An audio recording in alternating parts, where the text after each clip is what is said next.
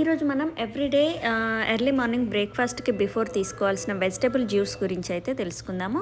So దానికి నేను beetroot, కీర అండ్ టొమాటో అండ్ అల్లం ముక్క చిన్నదైతే తీసుకున్నాను, పొట్టు తీయకుండా. వీటన్నిటికీ కూడా బీట్రూట్కి ఒక్కదానికే పొట్టు తీసాను అండ్ చిన్న టమాటా పుచ్చులు లేకుండా తీసుకోండి, కట్ చేయకుండా వేసుకున్నా. అందుకే ఇంకా జ్యూసర్లో మనము కట్ చేసుకున్న వెజిటేబుల్స్ అన్నీ కూడా వేసుకోవచ్చు. ఎవ్రీడే జ్యూస్ అనేది ఇలా తీసుకుంటే చాలా మంచిదండి. పచ్చివి మనం తీసుకోము, వేరే కూరగాయలు ఏవి తీసుకోము కాబట్టి ఇలా జ్యూస్ తీసుకుంటే చాలా మంచిది.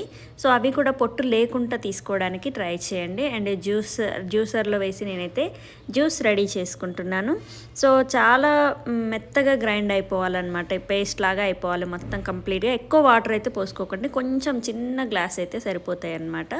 సో ఇంకా దీన్ని ఫిల్టర్ చేసుకుంటున్నాను. చాలామంది ఫిల్టర్ చేయకుండా కూడా తాగుతుంటారు, కానీ నాకు ఆ బీట్రూట్ది కొంచెం వామిటింగ్ కూడా వస్తుంది అనమాట. సెన్సేషన్ వస్తుంది, వామిటింగ్ వస్తుంది. దీంట్లో నేను ఓన్లీ హనీ కలిపాను.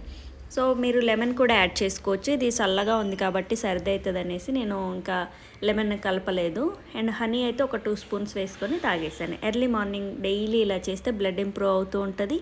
అండ్ ప్రెగ్నెన్సీ వాళ్ళకి కూడా మంచిది, అండ్ ఆఫ్టర్ డెలివరీ వాళ్ళకి మంచిదే, డైట్ చేసే వాళ్ళకి మంచిదే.